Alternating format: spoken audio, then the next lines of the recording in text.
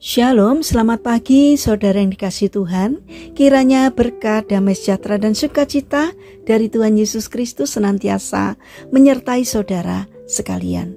Sebelum kita mendengarkan firman Tuhan dan renungan, marilah kita berdoa. Tuhan Allah Bapa yang baik, kami sungguh mengucap syukur atas kebaikan dan kemurahan-Mu, karena Engkau Tuhan yang selalu melindungi, menolong, dan menopang kami. Terima kasih atas setiap kebaikan Tuhan dalam hidup kami. Jika saat ini kami akan mendengarkan firman-Mu, urapilah kami dengan Roh Kudus-Mu, agar kami dapat mengerti dan memahami apa yang Tuhan sampaikan kepada kami, sehingga karakter dan iman kami semakin hari semakin bertumbuh menjadi lebih baik, sehingga kami semakin berkenan di hati-Mu. Terima kasih Tuhan.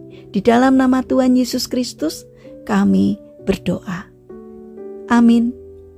Saudara yang dikasihi Tuhan, bacaan firman Tuhan pada pagi hari ini diambil dari Injil Lukas pasal 17 ayat yang ke-14. Demikian sabda Tuhan. Lalu ia memandang mereka dan berkata, "Pergilah, perlihatkanlah dirimu kepada imam-imam." Dan sementara mereka di tengah jalan, mereka menjadi tahir. Saudara yang terkasih, tema renungan saat ini adalah bersyukur karena telah menemukan Allah yang hidup. Saudara yang dikasihi Tuhan, ketika Tuhan Yesus akan memasuki sebuah kampung, maka datanglah 10 orang kusta yang telah diasingkan di luar kampung. Mereka telah mendengar berita tentang perbuatan Yesus yang menyembuhkan banyak orang. Dan ketika mereka melihat Yesus, maka berteriaklah mereka secara serentak, "Yesus Guru, kasihanilah kami." Dari kejauhan 10 orang kusta tersebut memohon kesembuhan dari Yesus. Melihat harapan di mata ke-10 orang tersebut, maka jatuhlah belas kasihan di hati Yesus dan berkata, "Pergilah, perlihatkanlah dirimu kepada imam-imam." Ke-10 orang kusta itu tidak dapat berkomentar apa-apa lagi, karena Yesus telah memerintahkan mereka untuk memperlihatkan diri kepada imam. Padahal mereka belum menceritakan penderitaan yang mereka alami. Dan dalam benak mereka berkecamuk pertanyaan, mengapa Yesus menyuruh kami memperlihatkan diri kepada imam? Sedangkan ia mengetahui bahwa para imam pasti akan menolak untuk bertemu dengan kami karena kami dianggap najis. Tetapi karena diperintah Yesus, mau tidak mau mereka berjalan menuju kampung untuk menunjukkan diri kepada para imam.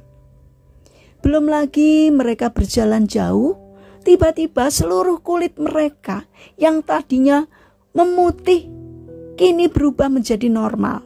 Tidak terlihat tanda-tanda bahwa mereka pernah menderita kusta. Ke-10 orang yang telah tahir itu begitu bersukacita. Mereka berlari-lari menuju kampung supaya mendapat pernyataan dari imam bahwa mereka telah sembuh dan diperbolehkan hidup sebagai orang normal. Salah seorang dari ke-10 orang yang telah tahir itu berhenti. Kemudian berbalik dan mengejar Yesus. Dia tersungkur di kaki Tuhan Yesus dan berkata, "Aku adalah seorang Samaria yang najis, tetapi Engkau, Tuhan, telah menyembuhkanku. Aku mengucap syukur karena menemukan Allah yang hidup."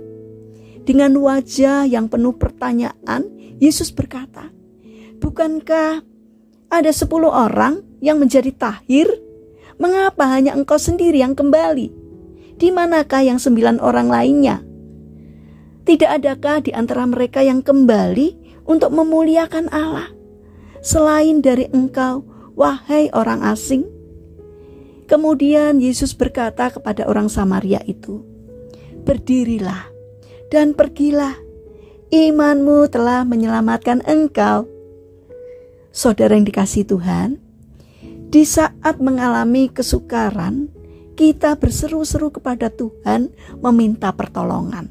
Dengan penuh belas kasihan, Tuhan mengulurkan tangannya dan menolong kita. Tetapi setelah menikmati segala berkat yang melimpah, seringkali kita lupa diri dan berlaku tidak setia kepadanya. Seperti ke-9 orang kusta yang tidak tahu berterima kasih itu. Jika kita menyadari bahwa kita adalah orang yang sudah ditahirkan dari segala dosa dan menerima kebaikan Tuhan yang melimpah, maka sudah selayaknya lah kita mengucap syukur dan tersungkur di bawah kaki Yesus. Saudara yang terkasih, mari kita bangun karakter untuk selalu bersyukur kepada Tuhan, yaitu bersyukur di dalam segala hal, karena Tuhan sudah baik kepada kita. Mari kita berdoa. Tuhan Yesus yang baik, kepicikan telah membuat kami lupa bahwa Engkau adalah Tuhan yang mendatangkan segala kebaikan dalam hidup kami. Ampunilah kami ya Tuhan, karena tidak tahu bersyukur dan tidak berlaku setia di hadapan-Mu. Bapa yang penuh kasih, kami ingin menyerahkan untuk seluruh aktivitas kami hari ini ke dalam tangan-Mu.